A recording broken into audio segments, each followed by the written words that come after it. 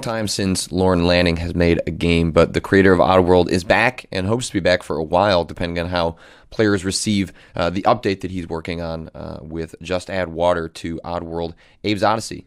So the 2D, gorgeous-looking platformer from many, many years ago that has aged pretty well, but Lorne is going back to it, doing a complete visual revamp, doing some gameplay tweaks. It's mostly the game you remember, and it looks pretty terrific from what I've played. And I also had a chance to chat with Lorne about how he's approaching this, how much the game needs to sell in order for them to make an update to Abe's Exodus or to do a brand new Oddworld game. And he gives me some details about that new Oddworld game. So, what happens from here is kind of in the hands of the players. But, why don't I just let Lorne explain how he's thinking about this? Yeah, it's been a lot of work. What we wanted to do is we wanted to push the animation fidelity quite a bit. Right. And so like all your movie sequences and all your gameplay is all rendered in Unity. So the entire thing is Unity rendered. Right. Which is kind of nice because we got a greater consistency between the two. But on the sequences, we did some post stuff to just get a little more juicy. We did all the movies and all that. There's a few new movies entirely, introducing Paramonia, introducing Scrabania a little better. And but we really wanted to push the animation fidelity, and that was a big part of sort of Oddworld always. And in Unity, I think people are just beginning to really push the animation threshold of it. And like I was saying, they've been really responsive, so we're pretty happy with how all that's working out. And then the rendering, I'm actually quite surprised. The rendering is better than I thought it would be at this stage, meaning stage of the Unity engine. Like, had I seen Unity rendered like this a year and a half ago, it would have been like, oh, what are we talking about? Use Unity, But it just wasn't seeing it yet. Right. But, hats off to their capability of what they've been doing. I mean, I think it's... we're pretty surprised. We had to work with them on the lighting to get... just like what should be pre-baked, what should be more dynamic, and right. I think we were trying to push that. It was very important to us. Unity, again, was extremely responsive in a surprising way. I would say surprising. It's usually really hard to get those kinds of results. But it's like they really want to see their engine performing at its best. And while this, we're in a platformer-like mode, but that animation fidelity and the lighting capability and the physics of bringing Abe to new gen was really high on our priority list, and then it's working out. You've been playing it. Yeah. So what is it like to go back to a game that is quite a few years old at this point? It's a game you made a long time ago. Like, is it exciting to go back to an old design, or is it like sort of like, oh God, like these things that in hindsight I wouldn't have done if I was making this game today? Yeah. Well, there was a lot of the things we wouldn't have done, right? And we're trying to correct those. So this is interesting. I was talking to Paul O'Connor, who was one of the original designers on it, and he goes, you guys are rebuilding this game, but that was a game that was designed and built all on limitations. I was like, yeah, I know. It doesn't really make sense, but here's what we found interesting, is we started polling the audience. Like, once we started bringing the games back to life on digital platforms in about 2008, 2009, then we've been financing, Stranger HD and Stranger Vita and things like that. So it's been helping us mature the relationship and the production capability of Jaw as well in the UK. And so I've been over there a few months on this production already, and it will be more because this is a really important game to us. And if we blow it, we're self-financed, so we blow it big time. And I wish it had cost less, but to get what we were looking for, this is what it wound up being. But I think that it's on the screen. It's in the gameplay. And but going back to it, was like what we found. Sorry, to back up what I was saying, was enabled to start having conversations with the audience, which we weren't really having when we were doing retail. We didn't really know who was buying our product. There was no real way to communicate with the audience back then. There were like maybe feedback forms in a game, but it wasn't like real-time, like nuanced player feedback. Like today, you can get on Twitter and things like that, and it's instantaneous. It's almost too much feedback. Well, it can be overwhelming at times, right? We announced the price yesterday, and I was looking at NeoGAF last night. I was like, wow, I had no idea it would be this sort of eruptive, But what's great is we can actually hear the audience. And so what we did, and this is what led to this title, was we were basically polling, our Facebook fans and things like that to say, look, we would like to build a new Oddworld product, like brand new, but these are expensive games to make, and the original Abe was, it was like a $4 million game. And that was in 94 to 97. Yeah, I mean, that's exponentially more these days for a game of that scale. Yeah, and so we're trying to, our model is, as an indie, is trying to achieve AAA indie. And we're also trying to achieve that. There's some perceptions right now in indie that I'm kind of surprised at, but makes sense, that basically indie means cheap. Indie means experimental, but not necessarily that polished out. And, that's not the case in motion pictures, right? Indie in motion pictures, that's who's winning the Academy Awards most of the time, because they're better pictures. They're able to have more creative director, writer freedom than working with a big studio. And so that's why we're excited about indie. But AAA indie should be a common vernacular. And I think more and more titles are going to be trying to push independently. I mean, it costs more money. You take greater risks for yourself. But why not? Like, why does indie have to mean it's a $10 or $15 price point? And so we're trying to validate that, look, we can expect AAA from indie. I'm not saying this is AAA going out and trying to compete with Grand Theft Auto or something. Like, no way, I'm not delusional. But when it comes to having an experience that's tight, that plays well, that's pretty to look at, that's more of a finely crafted craftsmanship experience, which is something we always sort of prided ourselves on, was just the love that goes into the product. And so in getting to know the audience better today, we're polling them. We would like to create a brand new IP on Oddworld. We'd like to bring you a brand new game. But we also have expectations of how good our game should be. And that means that new game is more money than we can afford right now. But if we could do something, what would you like us to do? And it came back heavily in favor of redo Abe's Odyssey, like really redo it. And people are still confused on, I see conversation going, this is an HD remake. No, it's not. This is built ground up, all new. You played it. Yeah. And so it's much, in my opinion, it's much more it's than not just high-res assets. Like, it's not high-res assets. Yeah. It's not a quick dollar make. It's something that we could do and redo Abe, like rebirth Abe in this new gen. But what we found was that the audience wanted more of that 2D style of play. And that was really sort of a surprise for us, because I was like, why is that? Like, at the time when we made Abe, people were all only interested in 3D. And we did Abe because we wanted graphics to stand out, we wanted backgrounds that were more lush, we wanted to do things you couldn't do in 3D. And at that day, you could not. And so the best looking graphics I remember at that time was Tomb Raider, was the best on the PSX. And so we're looking at that and going, okay, if we redo it, why is it that they like the 2D play? And what we found was that there tended to be, we just kept on polling, we kept on asking. And the takeaway I had was they didn't want to be thinking about steering in a 3D world. They didn't want to be thinking about where exactly should they be looking. That there was something about those old 2D platformers that allowed them to sort of absorb the experience as a whole and go, I'm left or right, but I'm not navigating a hairline.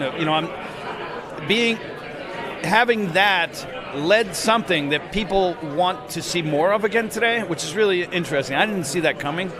And so when we made this decision, we said, okay, if we'd redo Abe's Odyssey, and then we let the audience name it, we said, what should it be called? And then polling, eventually came back New and Tasty. And we were like, okay, New and Tasty.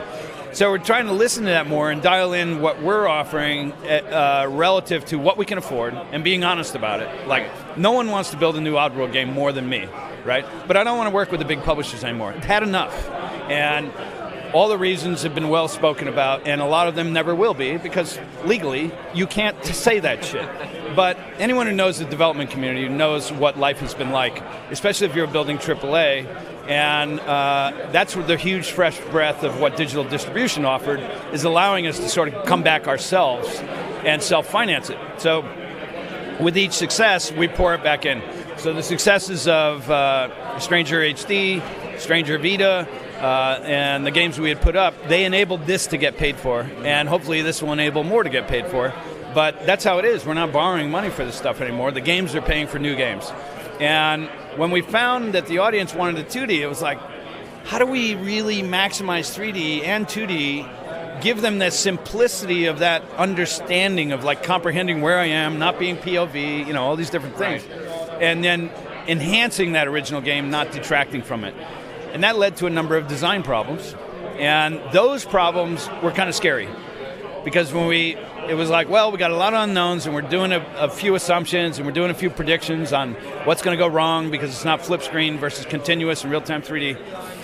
And that was kind of exciting and scary because you didn't know exactly. Like, I always have the confidence we can resolve the design problem, but when you don't have the answer, it's a little unnerving.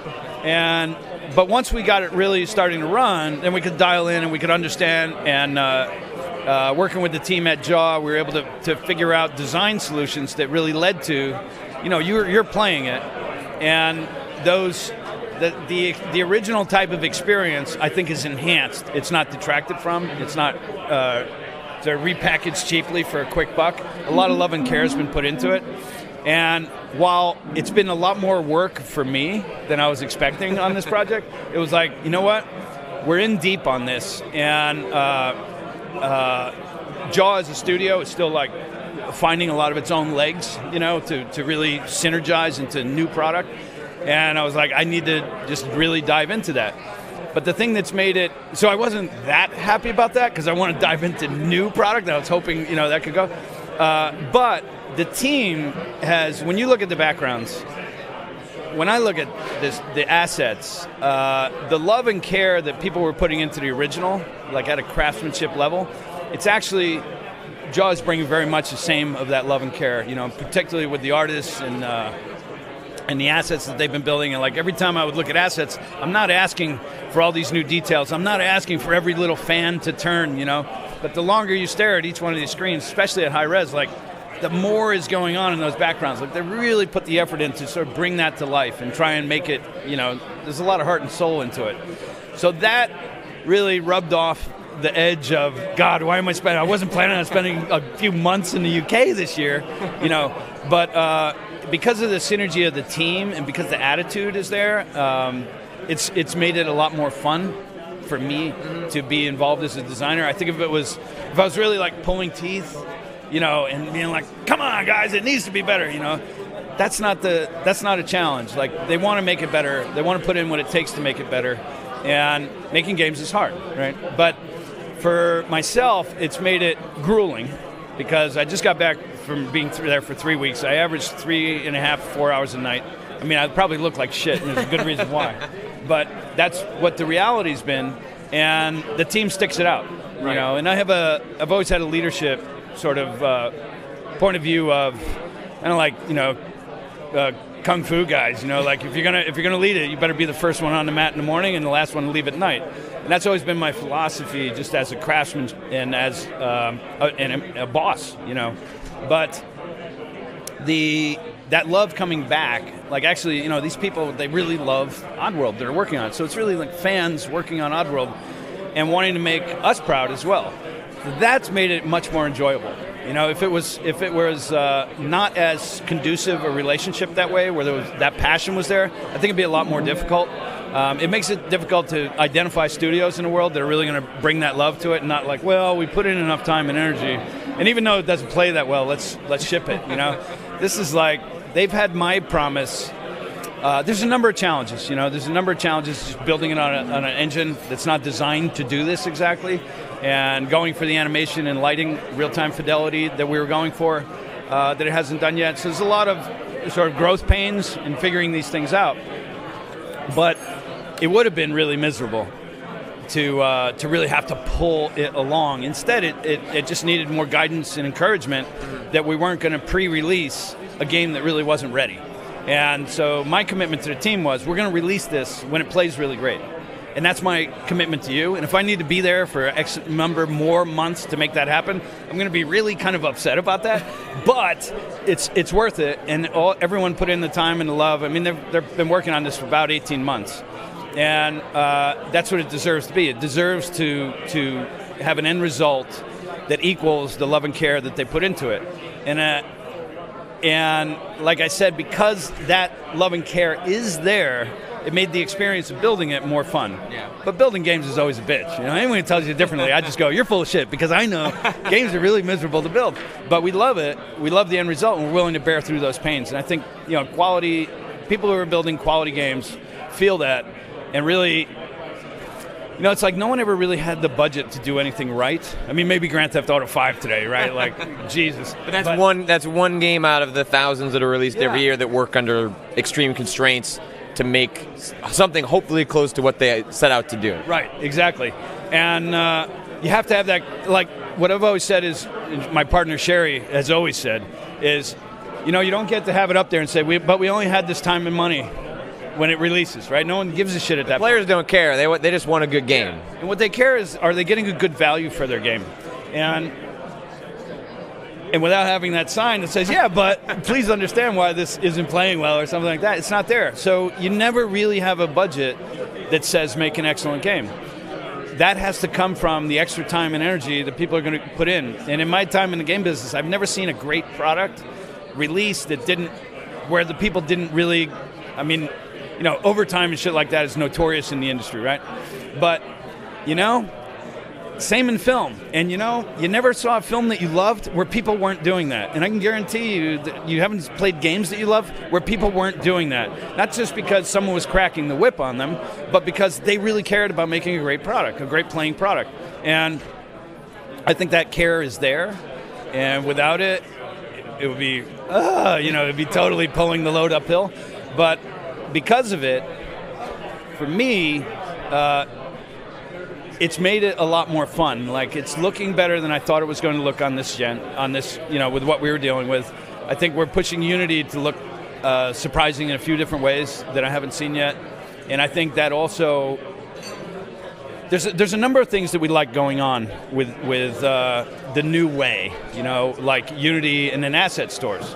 Like, one of the things that we did was we're just scrolling the asset stores and we're looking who's got good particle effects, who can we attract some, who's got royalty-free things. So there's people out there, there's little pockets of people that are doing nothing but producing little packs of effects packs, things like that, and they're putting them up on the store. And they sell them for like $20 or $30 or something, if they're good, right? And you're like, oh my God, that used to be 2 weeks of programming for it, or working it out. And so we're able to gain a lot from the sort of community assets that people are building their own little businesses on. And one of the things we're doing in the credits is we're really highlighting those places. I think some of these guys who build like Unity assets will be like, oh my God, like they're actually giving me a bold-faced credit here. And that's not typical, and then coming from film, coming from television, and then getting into games, what always I resented a lot, and most of the community does, is what it takes for people to get the credit for the work they actually did. And there's always from the top down this like, well, who's in the credits, and do they deserve a credit, and there's all this stuff. And I've worked on films and stuff. My name's not on the film. The guy who catered the sandwich truck's name is on the film because he had a union, right? But we, as visual effects people, we never had unions. So you would see like the hand model who showed up on the movie for half an hour is getting a credit in the film, but the effects company that killed themselves to make those effects great, they weren't getting credit at all. And you've seen that in games as well. So we want to be generous on the other front. Like, we want everyone who helped us, whether they're aware of it or not. And a lot of these people, they don't know that we're using their asset packs, and then we modified their scripts, and then we plugged it in with different effects and things like that. But we want them to know when we release and they see the credits that we've actually highlighted them with a special appreciation, because what they're doing in terms of contributing to a community tool set is actually really significant, and it's much needed and long overdue for the game business. And Unity's doing that pretty well. We were using some other tech before, like Torque.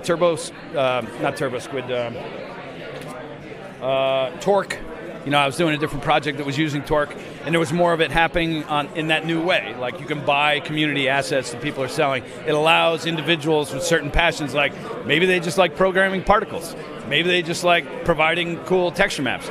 But they can actually start building businesses on that. And we think that's really important for the industry, like hugely, because it allows us to reduce costs and inherit that. And so we're actually trying to flag that and be like, check out these people. They really help. They might not even be aware of it, but they really helped us deliver our target on this. And we think it's really important for the industry. So we hope everyone is following a similar model and like give credit everywhere where it's due.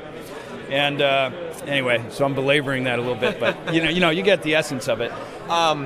So I have to leave in a second, but I couldn't have you and not ask. Like, you said you want to make another Oddworld. Like, I know you talked very grandly about the original plans for the series. I remember you talked something about like 8 or 9 games. Like, Quintology. Yeah, exactly. Like, if you're granted the opportunity to make something new, if this is a success, like, are you going to pick up from where you were at before, or do you have sort of a new roadmap for where you want to take the series? Well, one of the things I was always careful about was that times change, right? So if you pre-map something today for 5 years out, you're going to be wrong, So you have to loosely target what you want to achieve. And in the beginning, you got to remember, even when we did Munch for Xbox, Microsoft, what they were saying was that who we need to beat is Mario, right? At the launch of Xbox, that's who they thought they needed to beat, right? And that was one of the reasons they wanted Oddworld, was they were like, we think you can sort of get. I'm not saying I'm Miyamoto, right? I'm just saying, like, they were like, look, can you make this really interesting, and we need to beat Mario.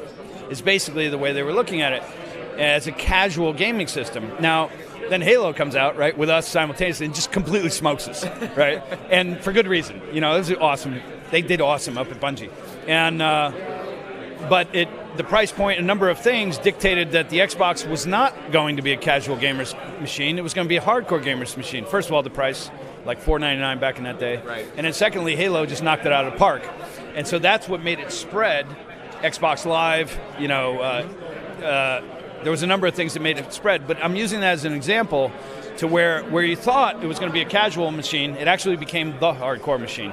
And so if you were planning then, I'm just going back to 2001, the release of the Xbox, just imagine that. Mario was targeted as the game to beat. Right. And then Halo later, and you had a whole different, like, shooters could feel really great on console now, So to the Quintology, I've known as a story arc what I'd like to have happen. But I think some of the characters that I was planning for later games, I think change because the times have changed. So this was one of the reasons we went to Stranger we got smoked by Halo, right? And it was like, how do we take what makes Oddworld special and bring more of what people are clearly showing they want? And at that time, people were clearly showing they wanted more action combat, they wanted more POV. And I was like, okay, as puzzle games, we can't compete with that, especially in retail. And this dictates a lot of the choices, because it means if you don't sell fast, you're off the shelf, you're never going to sell. And if you're off the shelf, there's nowhere to buy it. Like, that was the old reality. So retail in many ways was designing a lot of games indirectly, just because of what would stay on the shelf and what wouldn't. And now it's a different world. But that led to Stranger being like, if people want a shooter, how do we make Oddworld be a shooter without losing the soul of what makes Oddworld special? And I think Stranger achieved that. It did it in a creatively different way. But as we look forward, that wasn't originally on my roadmap for the Quintology, but I felt like that was a game we had to make to basically stay contemporary with how these tides were changing. I didn't expect that people would say, we want more 2D gaming. Like, I absolutely did not see that coming. Because at the time, everyone you used to really say, who would write about Abe's Odyssey, it used to kill me, because the first sentence would always be, well, not in 3D. I was like, you know what? Fuck you guys, man. I mean, seriously. And you're raving about this artwork on this low-res, they're raving about the art direction on this low-res 3D game out there. And then Abe's got a whole different level of art direction. You don't even see it because you're going, oh, it's not 3D. I want 3D today. It was like, God, So that was a little frustrating. But to see it come back into a fashion where people are actually wanting more of that again was a big surprise. Getting to the Quintology again, what goes forward is we measure it with time and what seems to be relevant. And then I also have a different constraint of, building a new game from scratch. And for Oddworld, every time we did a new character, it's new mechanics. There's really fresh new mechanics. Whether or not we succeeded 100%, is arguable at different times. But I think the brand represents, people expect something different, quirky, real attention to art, real attention to quality, and they expect creative innovation in a unique way. Like, it doesn't mean we're innovating, we're inventing a new genre, but we want to embellish in a genre in a way that hasn't been done before. I mean, just like Abe's Odyssey was rescuing Mudokons with GameSpeak, that wasn't happening. And part of that was I wanted to build the relationship between you and characters to make characters feel more emotionally engaging. And by having this sense that innocent things were really dependent on you in a really harsh environment to navigate them through, was aiming at that sort of entertainment / challenge intensity that we wanted to do that made you feel more responsible for these little life forms rather than I beat the challenge that got me a higher score. So going forward, the price point on new content is higher. And I mentioned yesterday with Eurogamer that we had a target of, if we hit 250,000 units, we're able to build Exodus this way. And I think today the trailer releases, I think some skepticism will be put aside because I think it shows pretty well. But ultimately the audience is going to decide. And if the audience is deciding these kinds of games suck, then I need to alter what I think the plans would be for new games. If they're going, these are really rocking and we get a really positive feedback, then it may shift our attention on what kind of game, what kind of interface would be those next games. But we're at 250,000 units, we get to build Exodus. At double that, we finance brand new IP. And at that level, I know the game I'd like to make, which is Fangus. And I've designed this extensively over the last 18 months or so. But I can't say it's coming because we really need the success to make it happen because we're self-financed. And we like it that way. People are annoyed with us because we're not saying a specific date, and that's totally reasonable. But we don't, look, the longer we delay, it costs us more money, right? That's a team, food's on the table every week, they need to be paid. And so shipping earlier is always a desirable, right?